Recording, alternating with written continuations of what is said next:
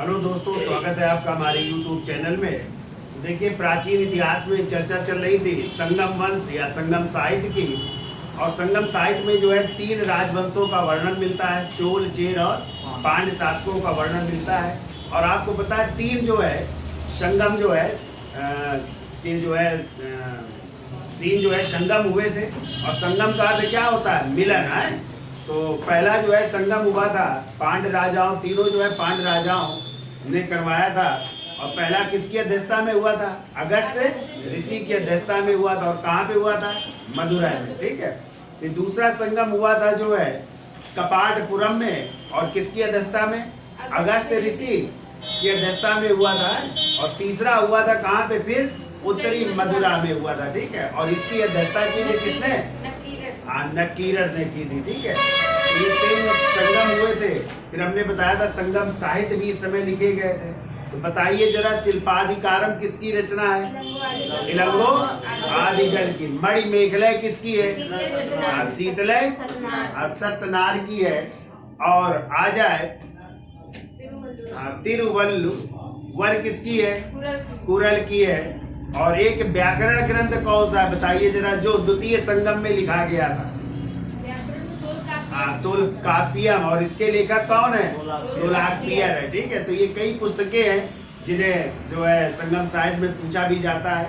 तो आज चर्चा कर लेते हैं संगम प्रशासन की। ठीक है।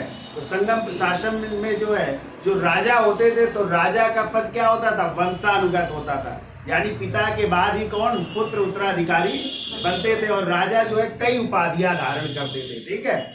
कौन कौन सी उपाधियां धारण करते थे? जो राजा का पुत्र होता था उसे क्या कहा जाता था? ठीक है। या जो अन्य जो पुत्र होते थे, यानी युवराज बनता था, और जो अन्य पुत्र होते थे उन्हें क्या कहा जाता था? ठीक है। तो चर्चा कर लेते हैं। थोड़ा कठिन है ये प्रशासन जो है, तो हम लिखते चल रहे हैं, आप लोग भी नोट करते रहिए। ठीक है। तो लिखिए, इस युग में वंशानुगत शासन का प्रचलन था। इस युग में वंशानुगत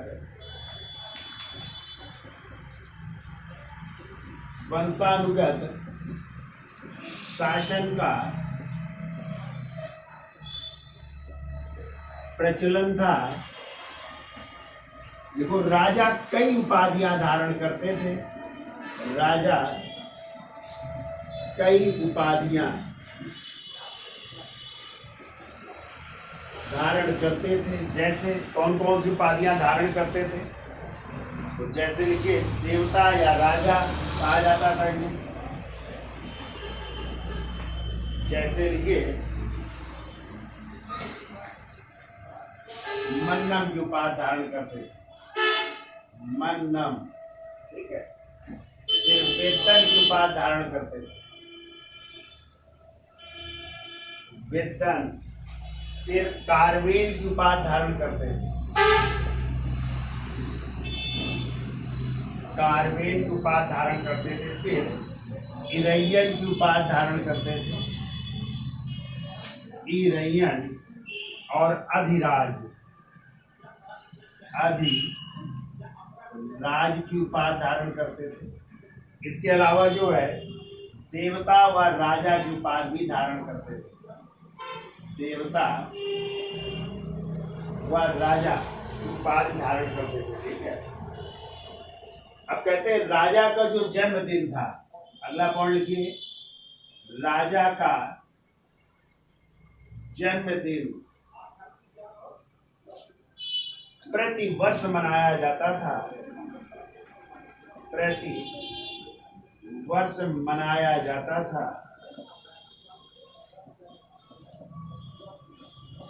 और इसी को कहते थे, जन्मदिन को पेरुनल, यानी महान दिवस कहा जाता था। ठीक है। जिसे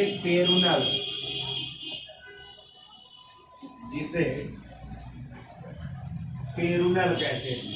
पेरुनल का मतलब होता है महान दिवस कहते थे। ठीक है। महान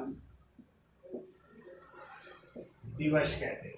पेरुनल के रूप में मनाया जाता था प्रतिवर्ष। ठीक है।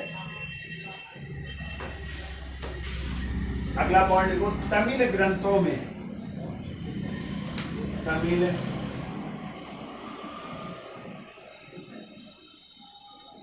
ग्रंथों में युवराज यानी जो राजा का उत्तराधिकारी होता था या अगला जो शासन बनता था, युवराज जिसे कहते थे, तो युवराज को जो है कोमहन कहते थे, कोमहन कहा जाता था, ठीक है। जबकि जो राजा के अन्य पुत्र होते थे, देखिए अन्य पुत्रों को कहा जाता था इलौगो, इलौगो कहा जाता था,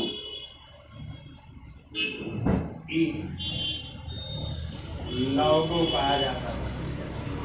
अन्य पुत्र इलौगो कहलाते थे और युवराज को कोमहन कहते थे।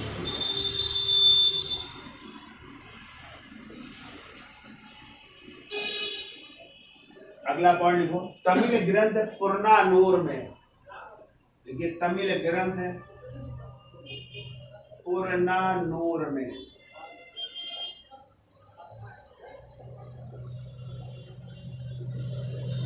तमिल ग्रंथ पुरनानूर में चक्रवर्ती राजा की चर्चा की गई है।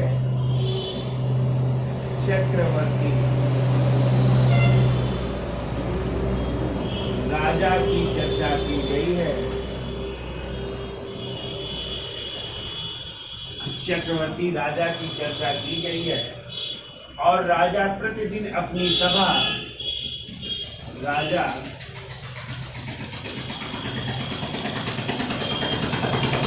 प्रतिदिन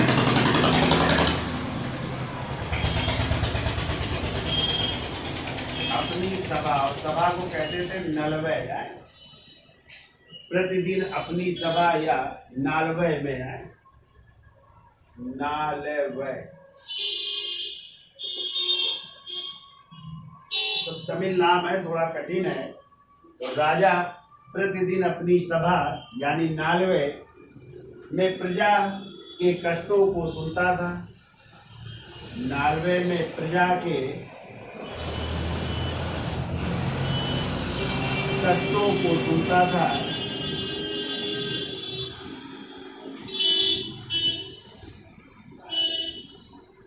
कष्टों को सुनता था और राजा का सर्वोच्च न्यायालय, और राजा का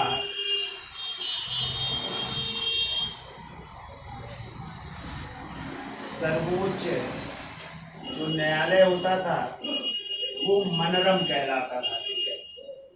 राजा का सर्वोच्च न्यायालय मनरम कहलाता था, सर्वोच्च न्यायालय मनरम कहलाता था, ठीक है।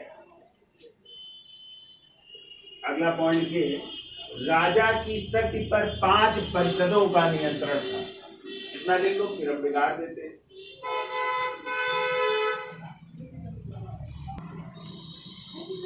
चलिए अगला पॉइंट लिखिए, देखो राजा की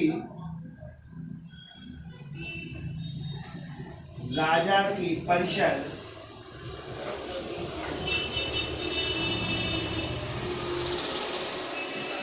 वो राजा की, ऐसा देखो, राजा की शक्ति पर, राजा की शक्ति पर 5 परिषदों का नियंत्रण था। 5 परिषदों का नियंत्रण था, जिन्हें 5 महासभाओं के नाम से जाना जाता है, जिन्हें 5 महासभाओं के नाम से जाना जाता है। 5 महासभाओं के नाम से जाना जाता है। नंबर 1 होते थे मंत्री, और मंत्री को कहा जाता था अमृतोच्चार, अमृतोच्चार कहा जाता था। दूसरे होते थे पुरोहित,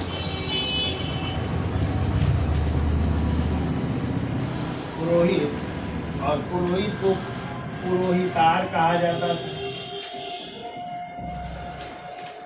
पुरोहितार कहा जाता था। तीसरे होते थे सेनापति।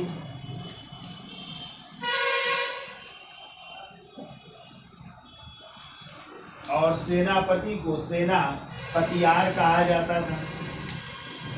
सेनापतियार कहा जाता था।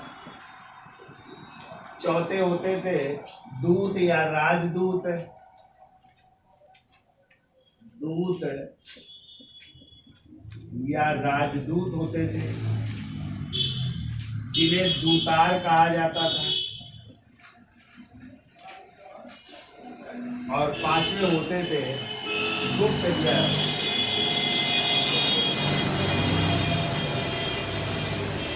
पांचवे गुप्तचर होते थे और गुप्तचरों को ओरार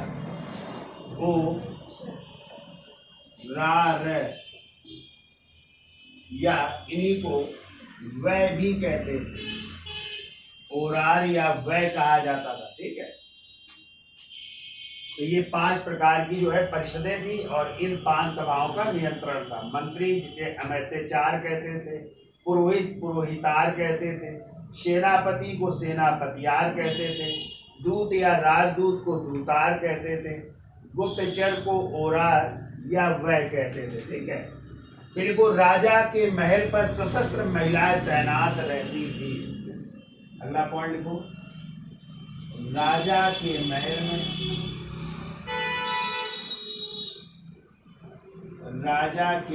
में सशस्त्र महिलाएं तैनात रहती थी।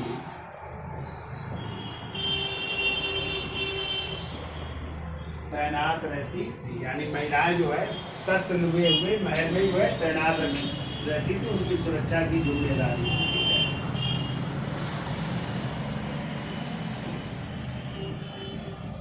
अब देखिए हेडिंग डाल लीजिए नगर प्रशासन।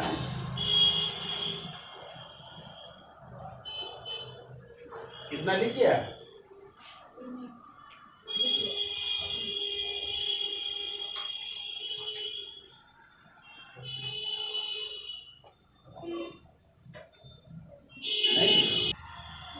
तो देखिए संगम वंश के नगर प्रशासन की चर्चा कर लेते हैं। तो जो संपूर्ण राज्य था, यानी संपूर्ण राज्य को जो है मंडलम कहा जाता था और फिर राज्य जो है प्रांतों में विभक्त था और प्रांतों को जो है नाडु कहा जाता था। ठीक है, फिर यही प्रांत जो है नगरों में डिवाइड थे और नगर को पुर कहा जाता था। ठीक है, फिर नगर जो है बड़े ग्रामों में विभाजित थे और बड़े गांव को जो है पेरूर कहा जाता था। फिर बड़े गांव जो है छोटे गांव में विभाजित थे और छोटे गांवों को जो है सीरूर कहा जाता था। फिर इसके बाद कुछ पुराने गांव होते थे, प्राचीन गांव होते थे और उन प्राचीन गांवों को जो है मुदुर कहा जाता था। और आ जाए प्रशासन की सबसे छोटी इकाई क्या थी? तो देखिए प्रशासन की छोटी इकाई गांव या ग्राम थी। ठीक है, छोटी इकाई ग्राम या गांव हुआ करती थी, ये सबसे छोटी इकाई थी। तो इस तरह जो है नगरों का प्रशासन था संगम वंश में। अब इसके बाद चर्चा कर लेते हैं यहाँ के जो है जो राजस्व था, तो राजस्व व्यवस्था की चर्चा कर लेते हैं। तो इस तरह याद हो जाएगा, यानी संपूर्ण राज्य किसमें था? मंडलम। फिर राज्य किसमें विभाजित थे? प्रांत। प्रांतों को क्या कहते थे? नाडु। फिर प्रांत नगरों में विभाजित थे, नगरों को पुर कहते थे। यही नगर बड़े गांव में विभाजित थे, जिन्हें पेरूर कहते थे। फिर बड़े गांव छोटे गांव में थे, जिन्हें सिरूर कहते थे। कुछ पुराने गांव होते थे, उन्हें मुदुर कहते थे। और प्रशासन की सबसे छोटी इकाई जो थी वो ग्राम हुआ करती थी। ठीक है, या गांव हुआ करती थी। हेडिंग डालिए राजस्व व्यवस्था।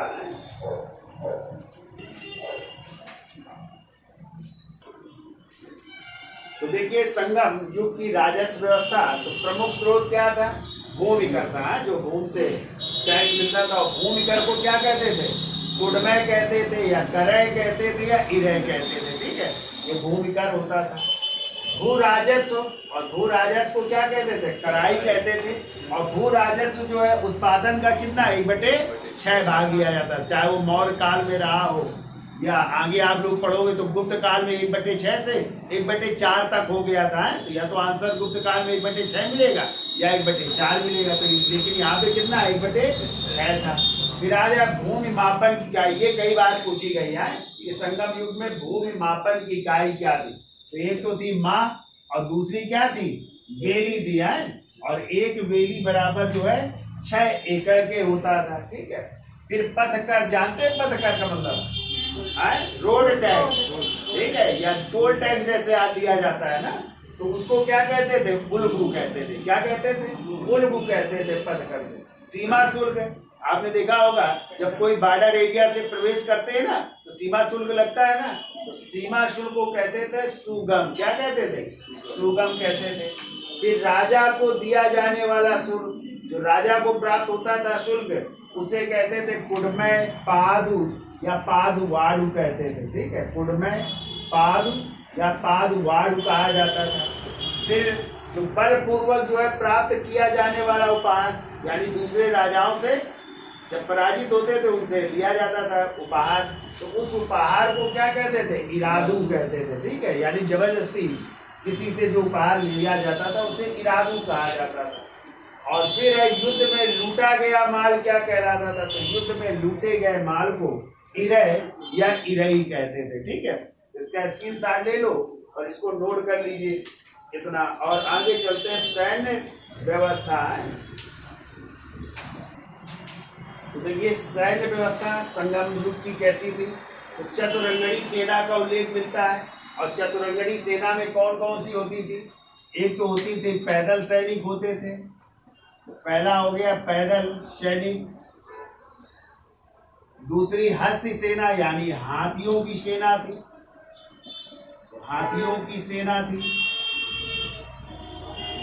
तीसरी अश्व यानी घुड़सवार सेना थी, घुड़सवार सेना। और चौथी थी रथ सेना। लेकिन रथ में जो है उस समय घोड़ों की जगह किसको जोता जाता था? बैलों को जोता जाता था, ये याद रखिएगा। ठीक है, घोड़ों की जगह बैलों को जोता जाता था रथों में। ठीक है, जो सेनापति होता था तो सेनापति की उपाधि क्या होती थी? सेनापति की उपाधि होती थी एनाड़ी। ठीक है, और हमने पीछे पढ़ाया है कि सेनापति को क्या कहते थे? क्यों भाई? सेना पतियार कहते थे ना। हाँ, और उनकी उपाधि होती थी एनाड़ी। क्या होती थी? एनाड़ी। फिर कहते हैं जो वीर गति को प्राप्त हो जाते थे सैनिक, उनके सम्मान में एक स्तंभ स्थापित करवाया जाता था, और उस स्तंभ को जो है वीरगल कहते थे या वीरक्कल कहते थे। ठीक है, यानी उनके सम्मान में एक क्या स्तंभ स्थापित करवा दिया जाता था, उसे वीरगल या वीरक्कल कहते थे। और जो है इस समय एक लड़ाकू जनजाति थी जिसका नाम था मरवा, और उसको जो है सेना में विशेष स्थान प्राप्त था। ठीक है, तो लड़ाकू जनजाति पूछा जाए कौन सी थी, तो मरवा थी, जिसको कि सेना में विशेष स्थान प्राप्त था। तो ये है इसकी सैन्य व्यवस्था। अब चर्चा कर लेते हैं सामाजिक व्यवस्था की या सामाजिक जीवन की चर्चा कर लेते हैं। तो देखिए सामाजिक जीवन देखिए संगम वंश का, तो समाज जो है 4 वर्गों में थे। जैसे आज ब्राह्मण, क्षत्रिय, वैश्य और शूद्र होते हैं, तो उस समय जो है समाज 4 वर्गों में थे। तो जो ब्राह्मण एवं बुद्धिजीवी वर्ग था उसे क्या कहते थे? शुद्धुम कहते थे। क्या कहते थे? शुद्धुम वर्ग थे। इसमें ब्राह्मण व पढ़े लिखे लोग जो है इस वर्ग में आते थे। जो शासक होते थे या योद्धा वर्ग होते थे या सैनिक वर्ग होते थे, उन्हें कहते थे अरसर वर्ग। यानी अरसर वर्ग में कौन कौन आता था? शासक एवं योद्धा वर्ग आते थे। वेणिगर वर्ग में कौन आते थे? व्यापारी, जिन्हें आज वैश्य भी कह सकते हैं ना, व्यापार जो करते हैं। और जो बिल्लाल वर्ग था वो कैसा था? किसानों का वर्ग था, यानी किसान होते थे, कृषक होते थे। ठीक है, तो देखो उस समय जो तमिल देश था वहां पे विवाह की आयु भी निश्चित थी। तो लड़कियों की आयु क्या थी? 12 वर्ष और लड़कों की 18 वर्ष। जैसे आज कितनी है लड़कियों की? अब 21 वर्ष कर दी गई है ना, और लड़कों की भी 21 वर्ष है ना। बढ़ाई जानी है हो सकता है लड़कों की बढ़ जाए, अभी बढ़ी तो नहीं है, लेकिन दोनों लोगों की अब हो गई है 21 वर्ष। पहले 18 वर्ष थी, अब 21 वर्ष में शादी होगी। ठीक है, तो ये लड़कियों की भी आयु निर्धारित थी। उस समय प्रेम विवाह भी होते थे, लव मैरिज आज की तरह। ठीक है, तो प्रेम विवाह भी होते थे। और प्रेम विवाह को क्या कहते थे भाई? ये कई बार क्वेश्चन आया, पंचतीर्ण क्या होता था? तो पंचतीर्ण होता था प्रेम विवाह, लव मैरिज होती थी। ठीक है, फिर दूसरा विवाह है देखो कंकीर्ण, और कंकीर्ण विवाह होता था एक पक्षी प्रेम।